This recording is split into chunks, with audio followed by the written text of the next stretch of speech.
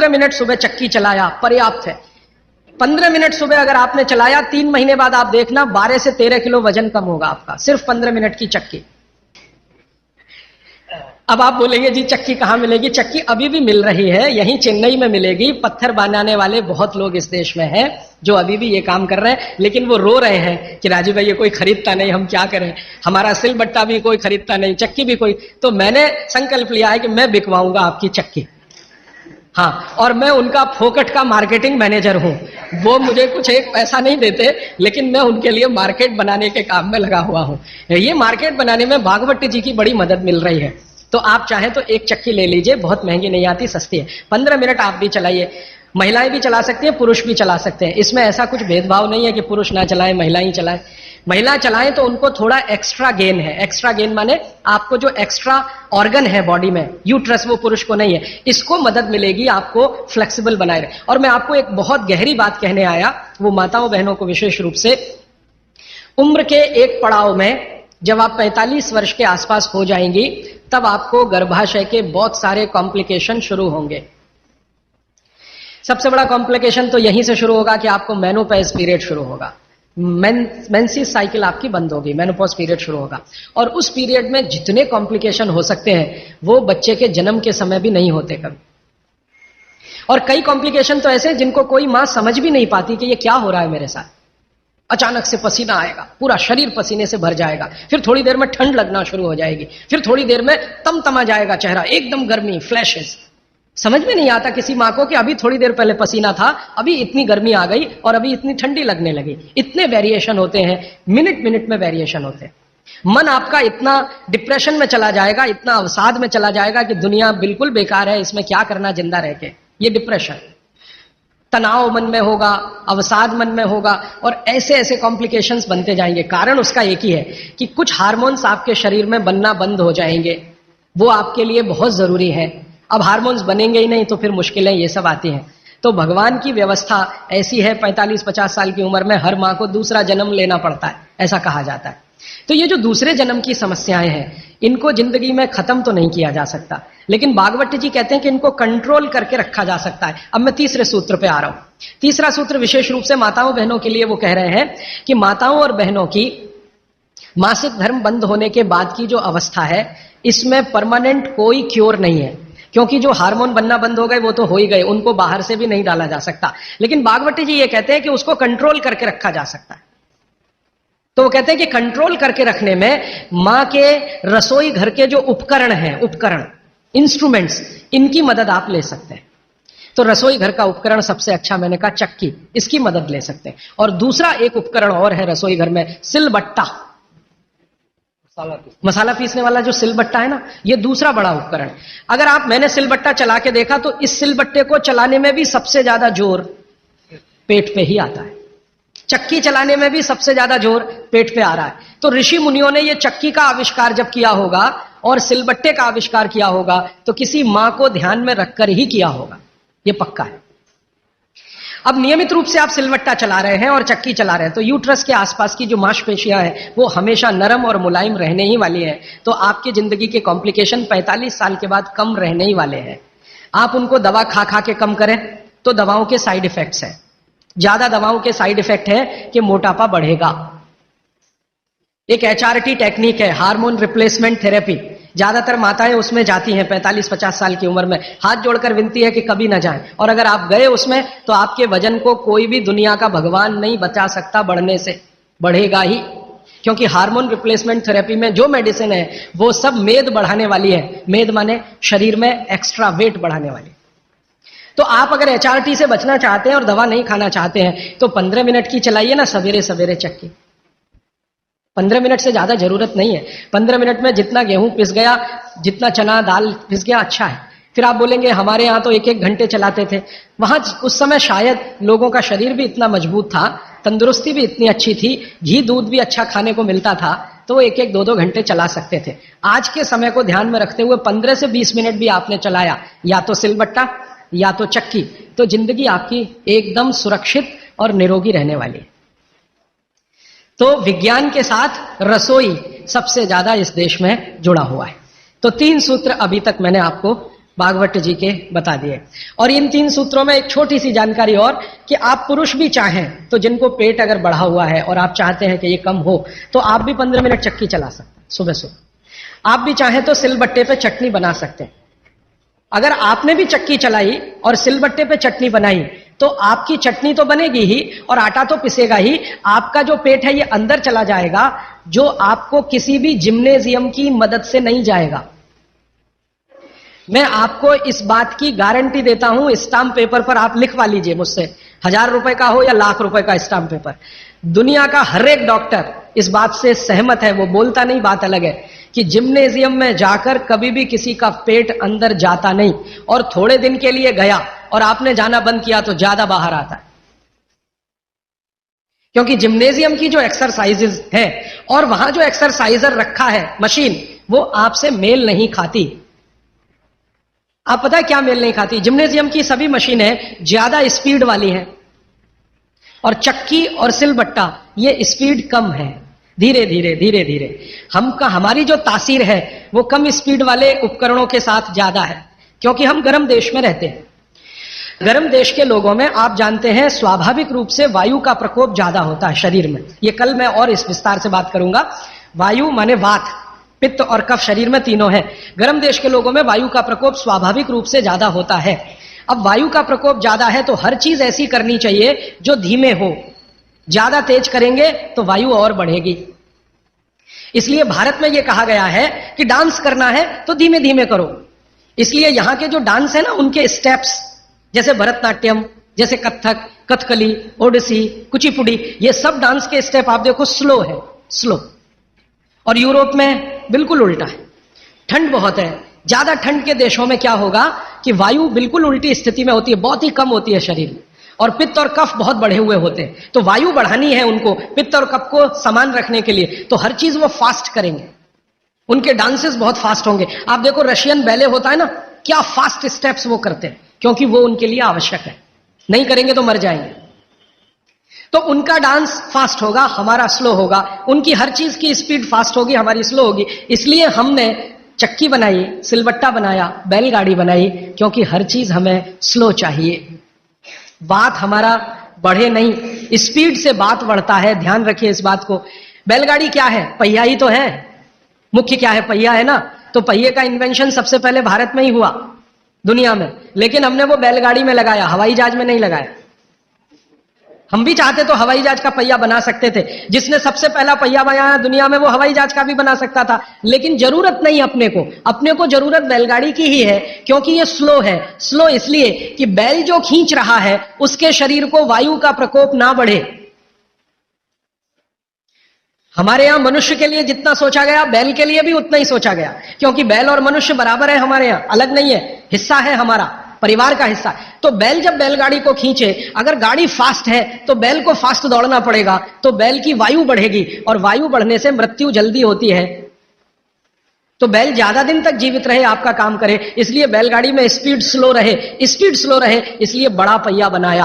पहिया जितना बड़ा होगा स्पीड उतनी स्लो होगी, पहिया जितना छोटा होगा स्पीड उतनी ज्यादा होगी।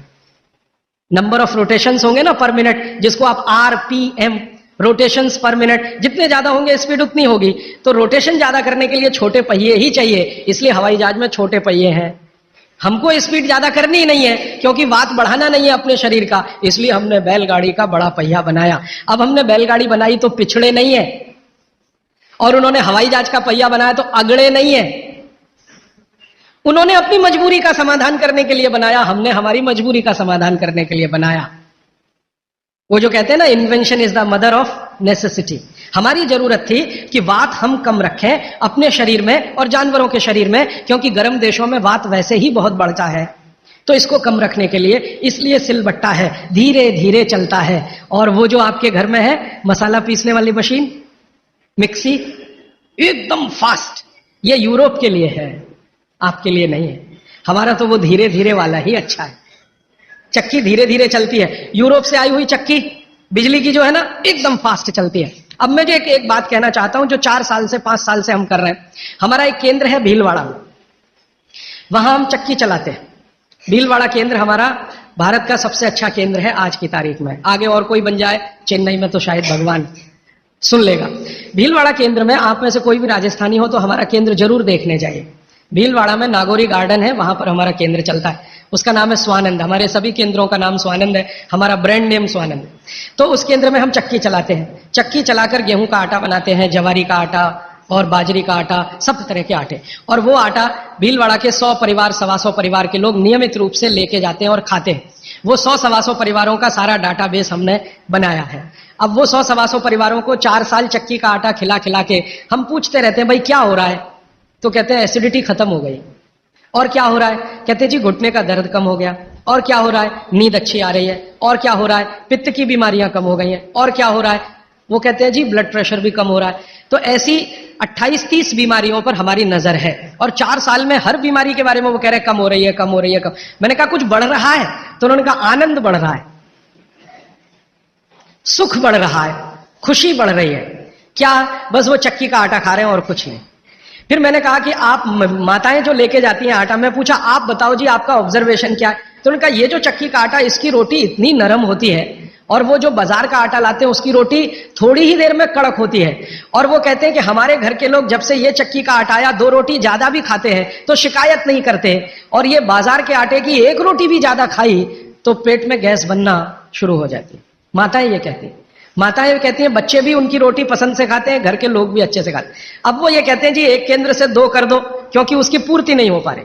एक केंद्र 100 घरों का ये आटा बना पाता है रोज, क्योंकि 15-20 महिलाएं वहां चक्की चलाती हैं। हम दूसरा बनाने की सोच रहे हैं, तीसरा बनाने की सोच रहे हैं। फिर एक दिन मैंने सोचा कि ये रास्ता तो गड़बड़ है। अगर हम ऐसे केंद्र बनाते जाएं तो ये रास्ता तो गड़बड़ है। अच्छा ये है कि हर घेर में ही ये केंद्र हो जाए। इसमें तो अंत में हम कहां फंस जाएंगे? जगह जगह केंद्र बना के हम तो फंसने ही वाले हैं कि भाई अब हाथ का आटा बना के दे दो। तो ये तो हम बिजनेस में नहीं जाना चाहते। हमारा उद्देश्य ये है कि हर घर में आटा बनाने की चक्की आ जाए। तो अब हमने वहां चक्की रखवाना शुरू किया। आप ले जाओ जी अपने घर में ये चक्की से आटा बना लो, आप भी स्वस्थ रहेंगे, घर भी स्वस्थ रहे। तो वही मेरी आपको विनंती है कि घर में चक्की वापस लाइए और सिलबट्टा भी वापस लाइए। मसाला पीसना है तो उस पर पीसिए, आपको चटनी बनानी है तो उस पर बनाइए। चटनी का स्वाद भी अच्छा होगा और उसके जो सूक्ष्म पोषक तत्व हैं वो भी अच्छे रहे। और एक छोटी सी आखिरी बात, आज के लिए समय हो गया। आखिरी बात ये है, मैं आपको विनम्रता पूर्वक जो कहना आया वो ये कि आपके रसोई में पिछले 20-25 वर्षों में जो बदलाव आया, रसोई में 20-25 वर्षों में, हमारे बीमारियों का सबसे बड़ा कारण वो बदलाव है। रसोई बीमारियों का कारण नहीं है। रसोई तो भागवत जी कहते हैं दुनिया का सबसे पवित्र स्थान, सबसे पवित्र स्थान। लेकिन उसमें बदलाव आ गया। बदलाव क्या आया? पहले चक्की होती थी, सिलबट्टा होता था, अब मिक्सी आ गई, या तो हमने कोई मशीन ले ली, और अब तो मशीनें रोटी बनाने की भी आ गई। रोटी बनाने की भी मशीन हमने ली। तो रसोई घर में जितनी हमने बदलाव लाया टेक्नोलॉजिकल, ये सब बदलाव ने हमको बीमार बनाया। माताओं को तो ज्यादा बीमार बनाया। मैंने पिछले 20 साल की जितनी रिसर्चेज हैं रसोई घर से जुड़ी हुई, इन सबको ध्यान से देखा तो पता चला कि हमने विकास के नाम पर अपने ही घर को बीमार बनाने की क्रिया शुरू की है। और रसोई घर में जितनी चीजें हैं उन्होंने महिलाओं का शरीर श्रम घटाया। जैसे वॉशिंग मशीन आ गई, इसने आपका शरीर श्रम घटा दिया। चक्की आ गई, उसने माने बिजली की चक्की आई, उसने आपका शरीर श्रम घटाया। सिलबट्टे का शरीर श्रम आपका घटा मिक्सी के आने से। हर जो चीज आई है, ओवन आया आपके यहाँ, माइक्रोवेव ओवन आया, फिर ये फ्रिज आया, इसने आपका शरीर श्रम घटाया। और शरीर श्रम घटाने के लिए नहीं है। भागवत जी कहते हैं कि शरीर श्रम घटाने की एक ही उम्र है, 60 के बाद। जब आप 60 के हो गए तब आप शरीर श्रम कम करते जाइए। 60 साल तक तो शरीर श्रम कम करने की जरूरत नहीं। 18 से लेकर 60 साल तक शरीर श्रम चाहिए ही, शरीर श्रम चाहिए। तो थोड़ा थोड़ा श्रम आप करते रहे। अब तो हमने पोछा लगाने वाला भी मशीन ले आया, झाड़ू लगाने वाला भी मशीन ले आया, रोटी बनाने वाला भी मशीन आ गया, चटनी बनाने वाला भी मशीन आ गया, रोटी को रखने वाला भी मशीन आ गया। अब सब कुछ मशीन आ गया तो आप भी मशीन ही हो जाएंगे। और आप हो गए हैं। पता है मशीन हम कैसे हो गए? जिंदगी का रस चला गया, आनंद चला गया। पहले घरों में काम करते समय जो रस था, आनंद था, वो सब चला गया। कैसे चला गया? मैंने बचपन का मुझे याद है, माताएं बहनें काम करते करते बहुत सारे गीत गाती थी, गीत गाती थी। अब वो काम ही बंद हो गया तो गीत भी बंद हो गए। अब किसी भी मां को पूछो कि 20 साल पहले बच्चे के पैदा होने पे क्या क्या गीत गाए जाते थे, याद ही नहीं है। तो अब क्या करते हैं, जो सिनेमा के गीत हैं उनका सीडी लगा के चला देते हैं। घर में बच्चा पैदा हुआ तो चोली के पीछे क्या, तो चीज बड़ी है मस्त मस्त, आती क्या खंडाला तो जाती क्या खंडाला, ये घर में बजाए जा रहे हैं। कब? जब बच्चा पैदा हुआ। क्योंकि मां को बच्चा पैदा होने के समय के गीत ही याद नहीं है, क्योंकि वो गीत गाने के लिए जो समय मिलता था काम करते करते वो समय चला गया तो गीत चले गए। शादी के समय क्या क्या गीत गाए जाते थे याद नहीं है। अब तो वो डीजे ले आते हैं और वीजे पता नहीं क्या क्या, उसको बोलते हैं बड़ा साउंड बॉक्स, और लगा दिया और ऐसा शोर कान फोड़ने वाला जिसकी न सुर न लय न ताल। तो हमारे यहां काम में आनंद था। देखिए, मैं आपसे विनम्रतापूर्वक एक बात कह सकता हूं कि भारत की कोई भी मां शरीर श्रम से थक सकती है, बोर नहीं हो सकती। यह शब्द बोरियत भारतीय शब्द नहीं है, यह अंग्रेजों का शब्द है। हिंदी में वैसे का वैसे ही हमने ले लिया, बोर होना। जी हम क्या कर रहे हैं, बोर हो रहे हैं। आजकल के बच्चों को मैं बहुत सुनता हूं, जी क्या कर रहे हैं, बोर हो रहे हैं। जी बोर हो रहे हैं। अब बोर हो रहे हैं तो करें क्या, तो ले दे के वो एक टीवी है चालू कर दिया, उसमें पोगो देखो, पोगो। अब पोगो में क्या है, वो और ज्यादा बोर हो जाओ तो पोगो की जगह कोई दूसरा देखो, लोगो, या तीसरा देखो। वो सब आपको बोरियत में ही ले जाएंगे। क्यों? क्योंकि इसमें इंटरेक्शन कुछ नहीं है, सब कुछ वन साइडेड है। और गीत गाने में इंटरेक्टिव है, ये एक साइड नहीं है, ये मल्टी साइडेड है। तो हमारी माताएं गीत गाती थी, हर समय के लिए गीत बने हैं।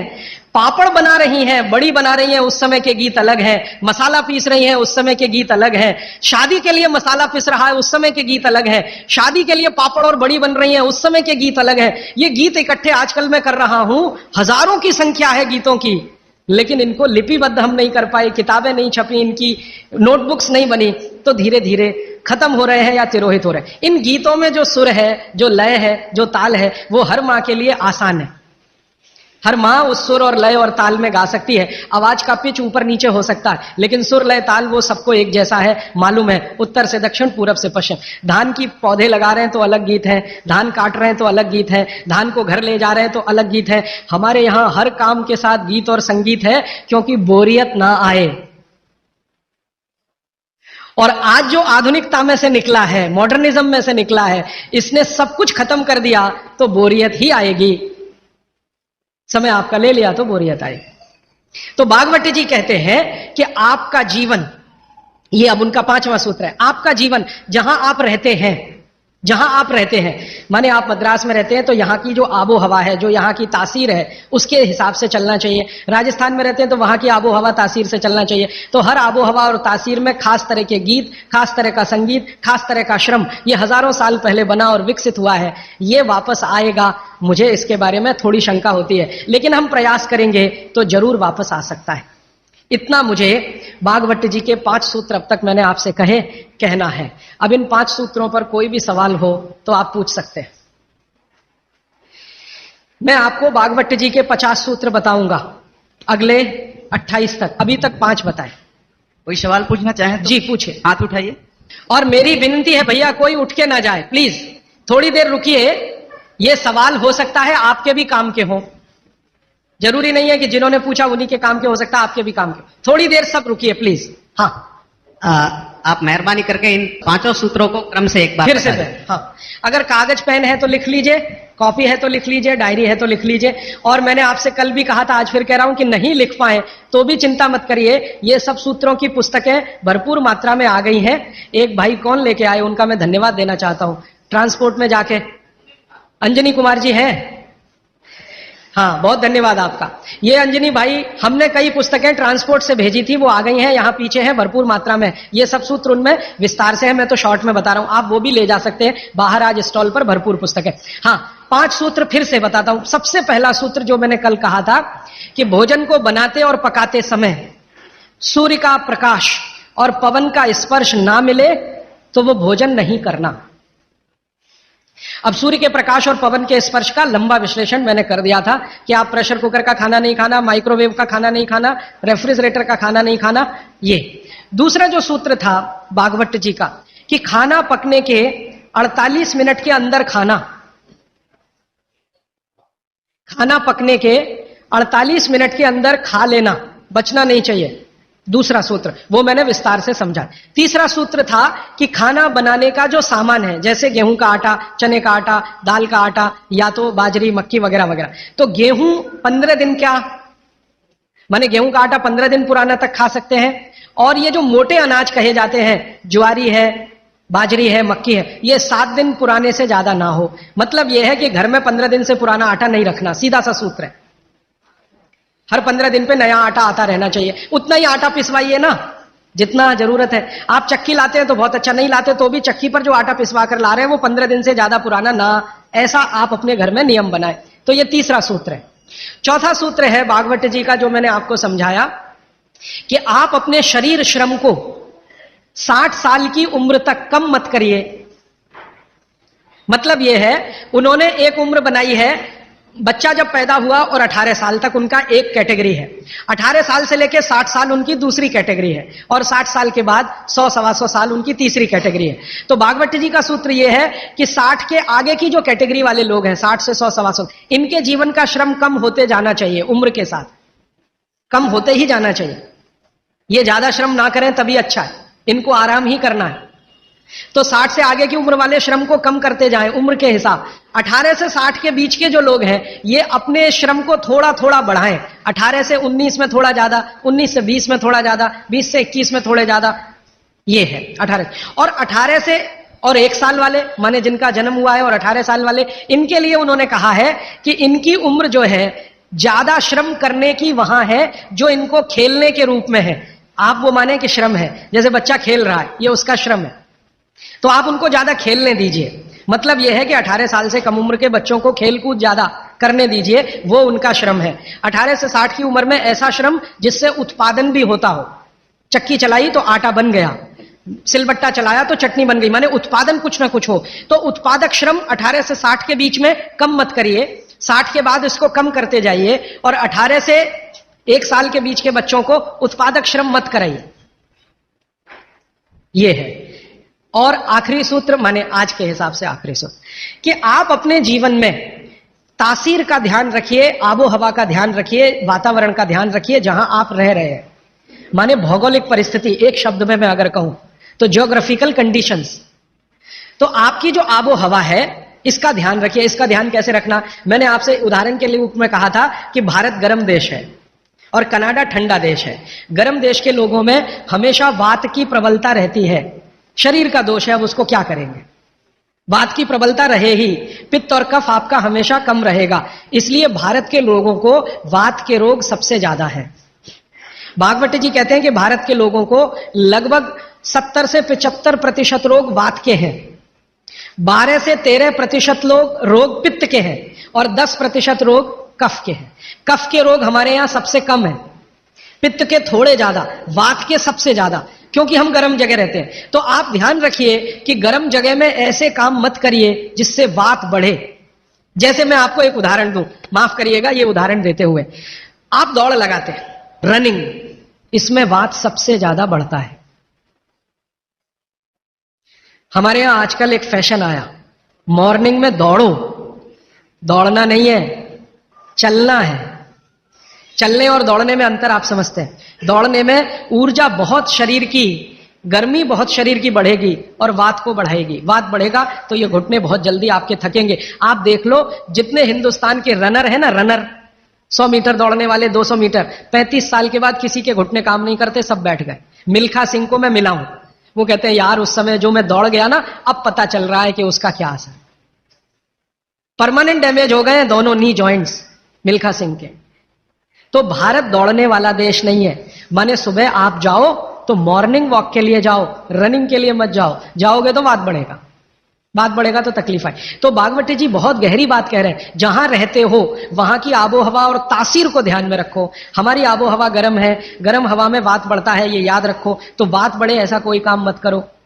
और यूरोप वालों के यहां क्या है, कफ बहुत बढ़ता है, क्योंकि ठंड है, ठंड में हमेशा कफ बढ़ता है। तो ठंडी लोग हैं, ठंडे देश है, ठंडा आबो हवा है, तो कफ बहुत बढ़ेगा। तो वो उसका ध्यान रखें, जो कनाडा में रहते हैं, अमेरिका में रहते हैं, कि कफ मत बढ़ने दो। अब बात ना बढ़े, हमारा कफ ना बढ़े यूरोप और अमेरिका वालों का, तो सारी दुनिया निरोगी।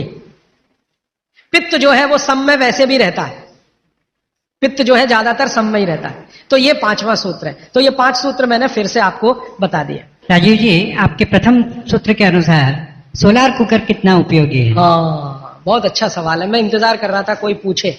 देखिए, मेरे प्रथम सूत्र के अनुसार सोलर कुकर सबसे ज्यादा उपयोगी है, क्योंकि भगवान भागवत जी क्या कह रहे हैं? सूर्य का प्रकाश, पवन का स्पर्श। अब सोलर कुकर एक ऐसी अद्भुत चीज बनी है या बनाई गई है जिसमें सूर्य का प्रकाश सबसे ज्यादा। तो सोलर कुकर का खाना बहुत अच्छा। लेकिन कौन सा सोलर कुकर? देखिए, एक सोलर कुकर ऐसा आता है जिसमें डब्बे को बंद करके खाना बनाने के लिए रखते हैं ना, वो सब एल्यूमिनियम के डब्बे हैं, वो ध्यान रखिएगा। आपने देखा ना सोलर कुकर में वो डब्बे बंद करके हम रख, वो सब एल्यूमिनियम। और कल मैं कह चुका हूं इस बात को कि एल्यूमिनियम दुनिया का सबसे खराब मेटल है जिसमें खाना नहीं रख सकते। तो solar cooker as a technology अच्छी है, लेकिन उसके वेसल्स चेंज करें तो। एल्यूमिनियम के वेसल जब तक है तब तक ये सोलर कुकर का खाना जहर है, लेकिन सिद्धांत रूप में सोलर कुकर भारत के हिसाब से सबसे अच्छी टेक्नोलॉजी है। तो आप बोलेंगे फिर कोई वेसल बदल के उसमें रखिए, पीतल के रखिए, कांसे के रखिए।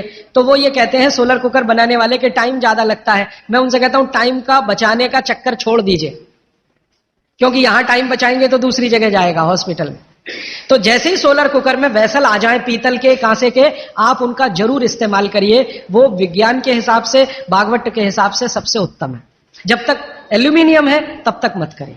मेरी एक विनती है, आप मुझे सर मत कहिए, या तो भाई कहिए, राजीव भाई कहिए, कुछ भी कहिए, सर मत कहिए। सारे नए इनोवेशन पे आपने हाँ, बोला, हाँ। तो आपने रेफ्रिजरेटर के बारे में बोला, माइक्रो ओवन के बारे में बोला, पर आपने एयर कंडीशनर के बारे में नहीं बोला, because even that gives CFC, उसमें भी सीएफसी छोड़ते हैं। वो मैं अभी पूरा नहीं हुआ, कल और परसों और परफ्यूम्स बोलूंगा। So, कल can परसों we अभी use that? 28 तक ये विषय आएगा, So, भागवत का सूत्र आएगा, उसके रेफरेंस में मैं बोलूंगा। आदरणीय राजीव भाई, आपके दूसरे सूत्र के हिसाब से 48 मिनट में खाना खा लेना चाहिए, पर जो बच्चे स्कूल सुबह चले जाते हैं और शाम को घर आते हैं, उनका हम क्या बहुत करें? अच्छा, उसके लिए मैं एक विकल्प बताता हूं। जो बच्चे आपके सुबह सुबह स्कूल चले जाते हैं, उनके लिए ये सूत्र कैसे अप्लाई होगा? मेरी विनती है कि बच्चों को खाना खिला के स्कूल भेजिए। आप बोलेंगे जी खाते नहीं है, मैं आपको इसका तरीका बता देता हूं कैसे खाएंगे वो खाना। हमारे शरीर की अपनी एक साइकिल है, और वो साइकिल ये है कि कोई भी खाना खाएं तो उसके 8 घंटे के बाद ही भूख लगेगी आपको। ये शरीर का अपना नियम है। तो बच्चों के ऊपर भी यही नियम है, पुरुषों के ऊपर, स्त्री सबके ऊपर। तो साइकिल शरीर की यह है कि खाने के 8 घंटे के बाद ही भूख लगेगी। तो एक रात पहले का खाना उनको उस समय खिला दीजिए कि सुबह तक 8 घंटे पूरे हो जाए। माने अगले दिन शाम को ही खाना खिला दीजिए, रात को मत खिलाइए। शाम को 6 बजे तक अगर आपने खाना खिला दिया, 6 बजे तक, तो 8-9 बजे तक सोने की नींद उनको आई जाएगी, क्योंकि 1.5 घंटे के बाद जैसे ही खाना पच के रस में बदलता है, बॉडी का ब्लड प्रेशर अपने आप बढ़ना शुरू कर देता है, और ब्लड प्रेशर बढ़े तो नींद आनी ही है, रुक नहीं पाएंगे आप। तो शाम का खाना 6 बजे उनको खिला दीजिए, 8 बजे तक नींद आ जाएगी, और 6 बजे से 8 घंटा गिनेंगे तो सवेरे 4-5 बजे तक वो पूरा हो जाएगा। तो 4-5 बजे के आसपास जब वो सोकर उठेंगे तो इतनी तेज भूख लगी होगी कि आप रोटी दाल चावल खिला दो, वो खा के चले जाएंगे। आपको थोड़ा बदल ये करना है कि रात को हम बच्चों को 10 बजे खाना खिला रहे हैं या 11 बजे खिला रहे हैं, उसके 2 घंटे के बाद रस बन रहा है तो 1 बज जाएगा। 3-4 बजे तक आधा खाना पचा, आधा नहीं पचा, सवेरे उठने पर भूख लगेगी कैसे? तो आप शाम का खाना जल्दी खाने लगिए, माने सब लोग जैनी हो जाइए। हाँ, परोक्ष रूप से मैं ये कहता हूं कि जैन धर्म आप पालन करें, वो महत्व का है, धारण करें, वो महत्व का है, उतना नहीं है। आप आचार्य श्री को वंदन करें, बहुत अच्छा, नहीं करें तो शाम का खाना तो 6 बजे खा लें, तो आप आचार्य श्री के वंदन से भी बड़ा काम करेंगे। वो आचार्य श्री भी यही कहते हैं, शाम का खाना जल्दी खाओ। तो आप थोड़े जैनी हो जाइए। आपका भी खाना नहीं है, बहुत अच्छा है, लेकिन रात का बंद कर दीजिए। बच्चों को रात का खाना बिल्कुल बंद कर दीजिए। मैं आपको विनम्रता पूर्वक कह रहा हूं, इसको मैं कल या परसों बहुत विस्तार से समझाऊंगा, पूछ लिया आज आपने इसलिए कह रहा हूं। रात का खाना बिल्कुल बंद कर दीजिए, क्योंकि भागवती जी का ये जो पहला नियम है ना, ये अभी मैंने आधा ही बताया। सूर्य का प्रकाश और पवन का स्पर्श हर समय वो कहते हैं खाते समय पीते समय रहना ही चाहिए। अब 6 बजे के बाद तो सूर्य प्रकाश रह नहीं सकता, और आप जानते हैं सूर्य प्रकाश का सबसे बड़ा परिणाम है विटामिन डी का निर्माण। सूर्य प्रकाश में ही विटामिन डी बनता है। तो जब तक ये सूर्य प्रकाश है तब तक खाना खाएं तो विटामिन डी मिले, और बच्चों को विटामिन डी सबसे ज्यादा चाहिए। इसलिए बच्चों को तो रात का खाना बिल्कुल बंद करिए, शाम 6 बजे खिला दीजिए। सुबह 7 बजे जब स्कूल जाएंगे, खूब भूख लगी होगी, उस समय 7 बजे पराठा बना के भी खिलाइए, आलू का भी पराठा खिलाइए, गोभी का भी खिलाइए, कोई फर्क नहीं पड़ता। सुबह के भोजन पे आगे बात करूंगा। सुबह का भोजन जितना हैवी हो उतना अच्छा। गोभी का पराठा, आलू का पराठा, जितना पराठा, पूड़ी, जो पकवान सब सुबह, सब सुबह। दोपहर का खाना थोड़ा कम और रात का बिल्कुल कम, शाम का बिल्कुल कम। तो बच्चों को भरपेट खाना खिला के स्कूल भेजिए। लंच बॉक्स की जरूरत नहीं है। जब वो घर आए तो दूसरा भोजन कराइए और शाम को 6 बजे तक तीसरा भोजन। तो मैंने कुछ बच्चों पे प्रयोग किया, शाम का भोजन बंद किया, सुबह उठते ही भूख लगती है उनको। ये तो प्रकृति का नियम है, लगे। सारे जानवर, सारे पक्षी उठते ही खाना खाते हैं। आप देखो, चिड़िया है सुबह सुबह खाने पे लग जाएगी, गाय, बैल, भैंस, बकरी सब सुबह खाने पे लग जाएगी, क्योंकि वो शाम को सूर्य के बाद खाना नहीं खाते। कोई गाय रात को खाना नहीं खाती, खिला के देख लो, जर्सी गाय को छोड़कर। जर्सी भारत की नहीं है, इसलिए उसको भारत का पता भी नहीं है। वो रात को 2 बजे भी खा लेगी, लेकिन भारत की कोई भी गाय है, भारतीय नस्ल की गाय 6 बजे के बाद खाना नहीं खाएगी। तो भारत की तासीर ऐसी है, इस तासीर को ध्यान में रखकर रात का खाना जल्दी करिए, सुबह भरपूर भूख लगेगी। और निवेदन इतना ही है कि खाली पेट बच्चों को कभी स्कूल मत भेजिए। खाली पेट तो कभी मत भेजिए। आपने कह दिया जी दूध पी के गया, दूध पी के गया माने एक तरह से खाली पेट, सॉलिड कुछ नहीं है। सॉलिड सुबह सुबह शरीर में जाना बहुत ही आवश्यक है, अगर भविष्य में आप उसको एसिडिटी, अल्सर, पेप्टिक अल्सर से बचाना चाहते हैं तो। हाँ प्लीज। हमारे चिंतकों ने कहा है, हमारे बुजुर्गों ने कहा, हमारे इतिहासकारों ने कहा है कि परिवर्तन ही जीवन है। तो क्या सारे परिवर्तन बेमानी है? अगर ऐसा है, अगर परिवर्तन बेमानी नहीं है, तो ऐसे कौन से परिवर्तन है जिसे हम अपनाएं और ऐसे कौन से परिवर्तन है जिसे हम ठुकराएं? बहुत अच्छा सवाल। देखिए, दुनिया में हर समय परिवर्तन होते हैं, ये प्रकृति का नियम है और यही जीवन है, ये बिल्कुल सही बात है।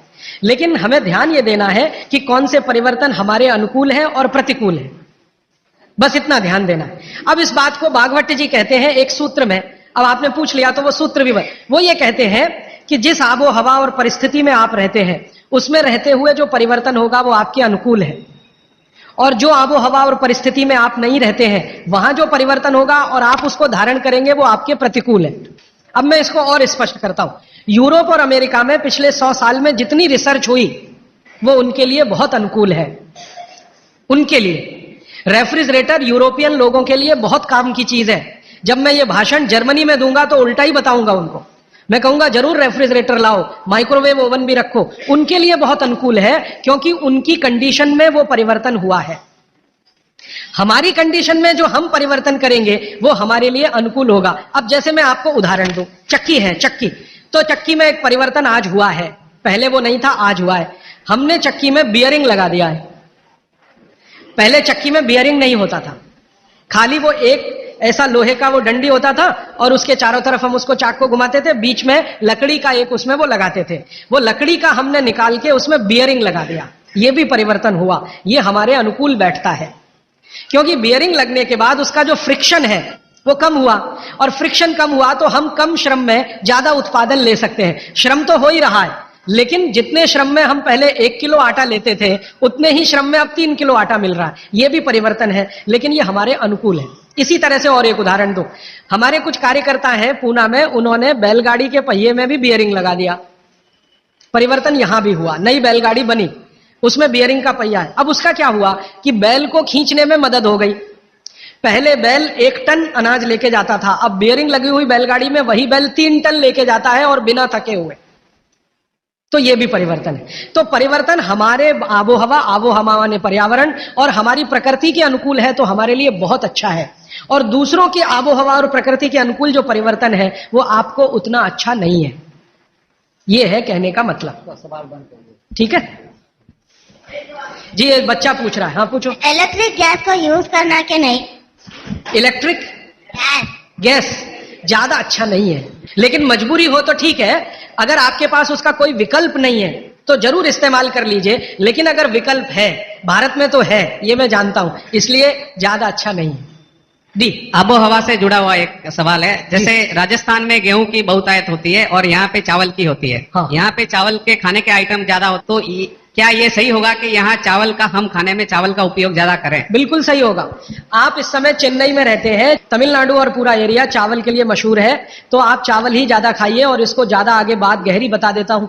यहाँ की जो मिट्टी है, तमिलनाडु की खेतों की मिट्टी और राजस्थान की जो मिट्टी है, उसमें जमीन आसमान का अंतर है।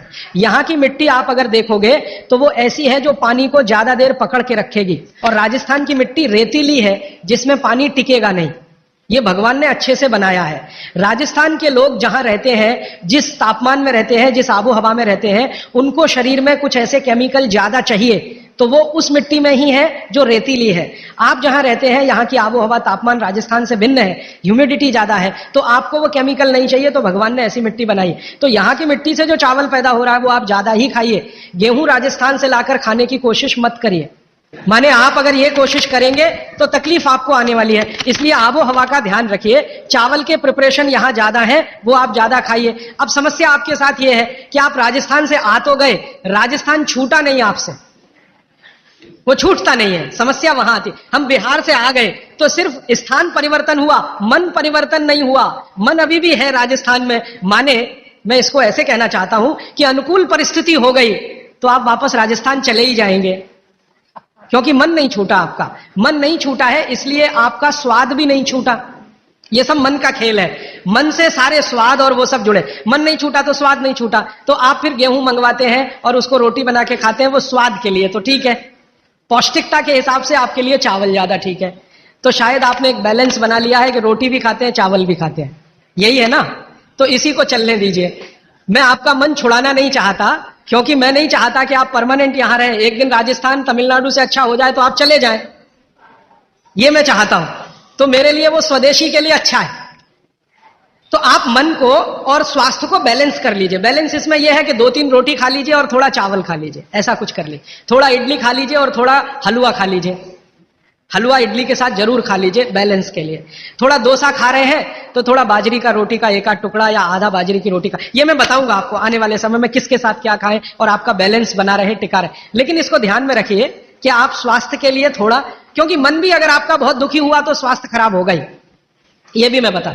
रोटी नहीं मिलेगी तो मन खराब होगा, तो उसका असर शरीर पे आएगा। इसलिए मन और स्वास्थ्य को बैलेंस करिए। जी आखिरी सवाल। हाँ राजीव भैया, ये जो आपने बोला कि एल्यूमिनियम खाने के हिसाब से बहुत गंदी चीज है, तो आज जो भी खाना पैक हो रहा है वो एल्यूमिनियम फाइल या वो जो भी चीज है वो उसमें अंदर यूज आ रहा है, मतलब जो साइंटिफिक के हिसाब से या जो भी अभी जो पैकिंग वगैरह हो रहा है उसमें एल्यूमिनियम पे ज्यादा जोर देता है कि भाई एल्यूमिनियम में पैक है, आपका फ्रेशनेस रहेगा। इसके ऊपर थोड़ा बहुत बोलिए। मेरा आपको एक ही विनंती है, क्योंकि ये मैं करके देख लिया है कि एल्यूमिनियम फॉइल में जो आप खाना पैक करते हैं ले जाने के लिए रास्ते में, ये बहुत ही खराब है, अच्छा नहीं है। तो आप बोलेंगे जी किस में पैक करें? खाना कपड़े में पैक करना सबसे अच्छा है। कपड़ा, सूती कपड़ा होता है ना, पतला, एकदम पतला, उसमें जो रोटी बांध के आप रखें वो दुनिया का सबसे अच्छा पैकिंग है। वो विज्ञान के हिसाब से बहुत अच्छा है। पतले सूती कपड़े में रोटी बांध कर रखना सबसे अच्छी पैकिंग है।